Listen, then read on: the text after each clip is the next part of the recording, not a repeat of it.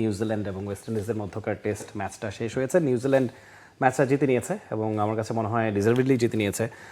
যদিও প্রথম ইনিংসে ওয়েস্ট ইন্ডিজ কিন্তু ভালো ফাইট ব্যাক করেছিল, 420 রান তারা করতে পেরেছিল, তবে শেষমেশ নিউজিল্যান্ড 323 রানের বড় ব্যবধানে তাদেরকে হারিয়েছে এবং এই মাউন্ট মঙ্গানুয়ে বাংলাদেশ যে মাঠটায় জিতেছিল সেখানে ওয়েস্ট ইন্ডিজ হেরেছে এবং তৃতীয় টেস্ট নিউজিল্যান্ড জিতে নিয়েছে। আমার কাছে মনে হয় নিউজিল্যান্ডের মাটিতে নিউজিল্যান্ডকে হারানো দিনকে দিন আরও কঠিন হয়ে যাচ্ছে।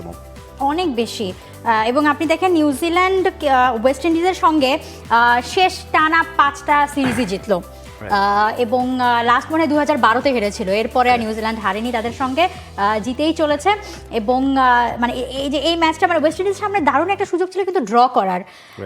মানে আপনি দেখেন একদম বিনা উইকেটে 47 আর সামথিং রানে তারা আসলে দিনটা শুরু করেছিল, পঞ্চম দিনটা। সেখান থেকে মানে পুরো 3টা সেশন তাদের কাটানো কোনো কঠিন কাজ ছিল না, কারণ তাদের হাতে 10টা উইকেট ছিল। কিন্তু পঞ্চম দিনে খেলতে নেমেই তারা একেবারে 11 রানের মধ্যেই 5টা উইকেট হারিয়ে ফেলে।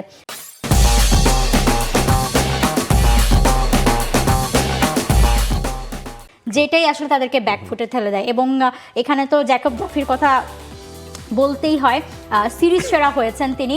এবং আমরা স্কোর কার্ডটা দেখতে পাচ্ছি, নিউজিল্যান্ড 575 রান, যেখানে দুই ওপেনারের সেখানে মানে 300 রানের জুটি ছিল, ডাবল সেঞ্চুরি ছিল ডেভন কনওয়ের। এবং সেখানে নিউজিল্যান্ড আসলে রেকর্ডের পর রেকর্ডই ছড়িয়েছিল যে মানে এক টেস্টে 2 ওপেনারের 2 ইনিংসেই সেঞ্চুরি। এমন কিছু আসলে টেস্ট কখনো দেখেনি, ফার্স্ট ক্লাসও কখনো দেখেনি। সেই রেকর্ডটা মানে রেকর্ড যখন নিউজিল্যান্ড এভাবে মানে দাঁড় করিয়েছে, ওয়েস্ট ইন্ডিজের জন্য চাপটা ছিল। বাট হ্যাঁ, ড্র করার দারুণ একটা সুযোগ ছিল।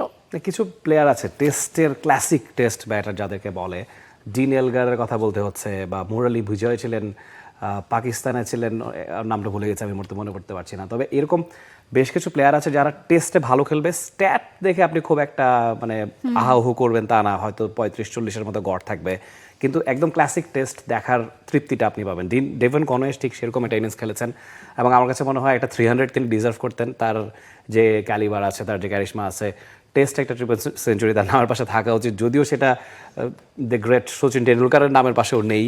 তবে আমার কাছে মনে হয় ডেভন কনওয়ে ডিজার্ভ করতেন এবং খুব সম্ভব ছিল ট্রিপল সেঞ্চুরি তার পাওয়া। 227 রানে থেমেছিল এবং তার ইনিংসে ভর করেই কিন্তু আসলে নিউজিল্যান্ড একটা সুবিধাজনক জায়গায় গেছে, ম্যাচটা জিতেছে। একদমই, সেটাই বলছিলাম যে টম ল্যাথন এবং ডেভন কনওয়ে দুজনের সেঞ্চুরি 137, 227 ফার্স্ট ইনিংসে গিয়ে, সেকেন্ড ইনিংসে গিয়েও কিন্তু দুজনের সেঞ্চুরির মানে দেখা ইটস অ্যামেজিং। এবং সিরিজ শেষ হয়েছে ওই প্রথম টেস্টার কথা যদি একটু মনে করেন রাফি, প্রথম টেস্টটা কিন্তু ওয়েস্ট ইন্ডিজ দুর্দান্তভাবে ড্র করেছিল, একদম হারের কিনারা থেকে তারা সেটা ড্র, মানে যে ড্রয়ের সমান ছিল তাদের জন্য সেই ড্রটা।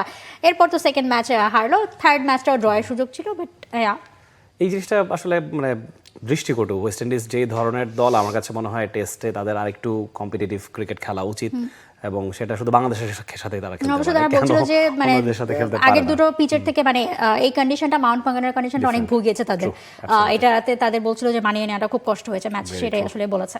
For more updates, subscribe to our YouTube channel and click on the bell icon. Follow us on Facebook and Instagram. Download T-Sports app to enjoy exciting games and highlights. Visit tsports.com.